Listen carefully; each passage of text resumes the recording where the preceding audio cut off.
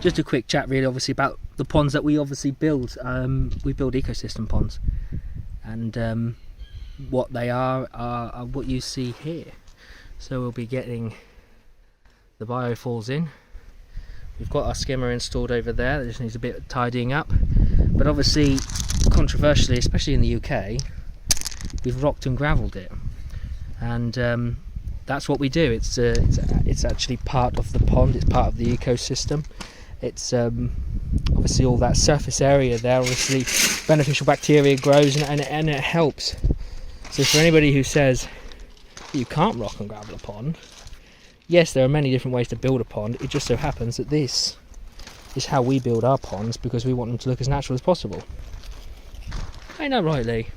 It is indeed, it is indeed. And on this project we have chosen, well, the customer has chosen the aqua blues, which isn't a problem. They're just a lot more heavier than the normal stone we use, which is the moon rock. But yeah, we're enjoying it. We love our jobs. Right, guys and girls, I'm just going to quickly speak to you about the lights we are installing, because you want to install them while you're doing the rocking, because you'll have a bit of a problem if you finish all your rocks and your gravel and then there's no lights. So we are using two of the, well, in this kit you get 2 of the 3-watt lights and you get 2 of the waterfall 1-watt lights, so like the uplighting ones, so that sparkle up there. But I'm just going to explain how you want to install these. So as I said at the beginning, you want to do them when you're installing your rocks, but you want to hide them, and as the house is here and they're going to eventually have a patio here, you want them facing away. You don't want them facing towards you because you'll see them. So if you can disguise them as best as you can, that's what we're trying to do here. And obviously you get silly long cables, so they'll all meet up at one point into a junction box and connect up all together there. So yeah, I'm gonna roll this cable out and tuck it in behind the rocks.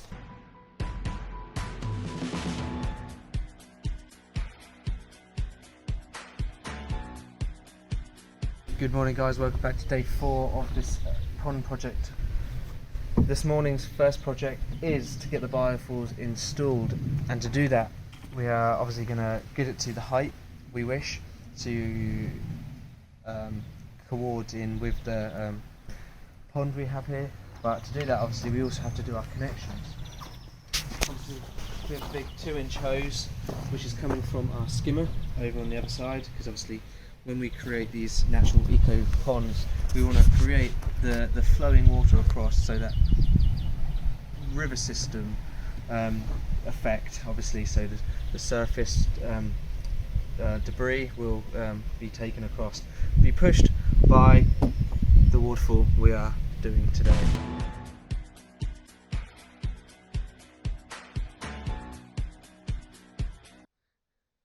Right, guys, so we are on our 4th or 5th day today. 4.5.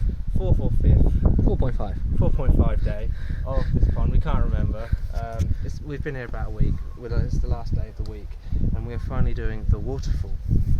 And I'm just going to quickly describe how you build the waterfall and the different shells, and we're having a couple of pooling areas coming to splitting down in the bottom of the pond. So if you just, James wants to flip around, obviously we have our biofalls at the top of the waterfall, and this is our spill stone, and you put 2 framing stones each side of it, so that just makes sure the water can't come out, and it flows over the middle stone into a pooling section down here. This is then James's decision of the rocks here. We're going to make the water come along here and spill down and down and into this crack, and make it look really a bit of a gnarly fall. And this will be the main drop from the viewing window, so we want to make this one extra special. And to get it to, so we know where we want the water to go, we use waterfall foam, expanding foam with a gun, and we can foam the rocks in, make sure we can guide the water, and it's not waterproof, but it just helps, it guides it along its way and puts it in the direction you want. And obviously if it's wrong, you can crack it out and do it again. So obviously we've still got all the underlay and overlay and liner all on show, so it's still not looking pretty just yet, but we're just mainly focusing on seeing if it runs first. So obviously that's your first fall there. Here's your second, and we're hoping obviously the water's going to come all over in these into the crack and out this way as well. Little beach area down here, and here's our third and final waterfall.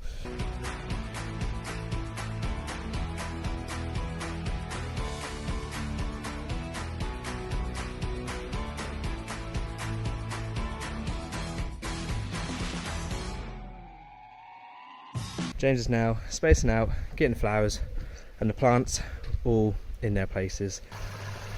Right guys, so yesterday we got the waterfall in, but time was against us, so we've come back today just to finish up the edging and finish one side of the waterfall plus the beaching area that side and just them finer details. But I just want to quickly show you how the ecosystem works and the river system of this pond, with the waterfall on one side, the skimmer on the other.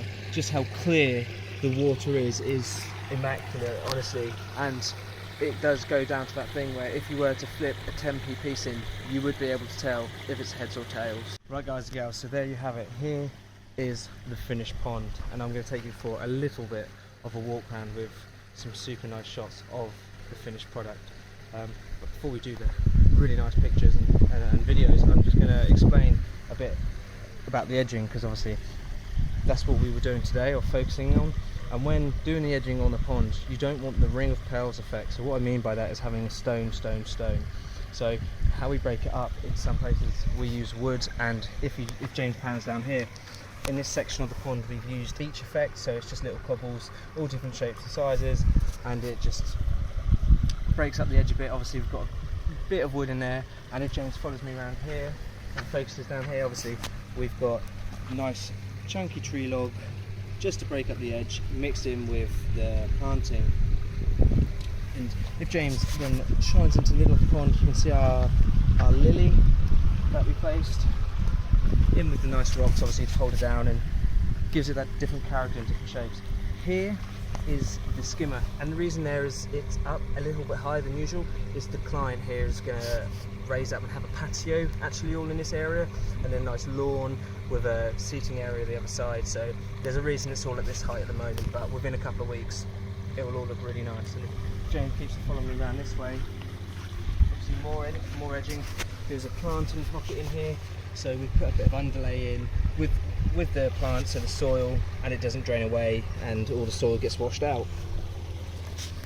Here we've disguised, and obviously planting will disguise it even more, is the day-night sensor. This is for the light, so obviously when it's night the lights will come on, and obviously when it's day the lights will come off. This is probably my favourite part of the pond, is this boulder right here. This is what we call a destination boulder, and it gives the people the enjoyment of coming up, getting really close to the water. As I say, it's only about 2 inches down from the top, and you can have a dangle your feet in or stand and feed the fish when they put some in there. And the final and the statement piece of the pond, and where the magic happens, so like the filtration and stuff like that, is the waterfall.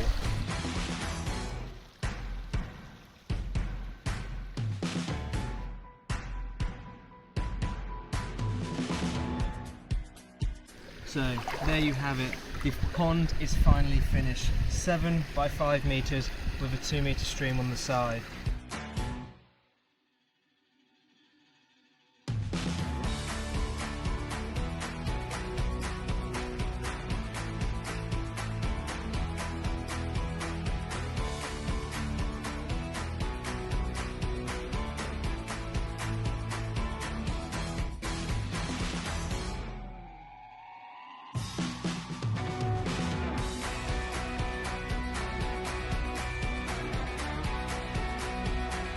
This is an ecosystem pond, 365 days a year, fantastic.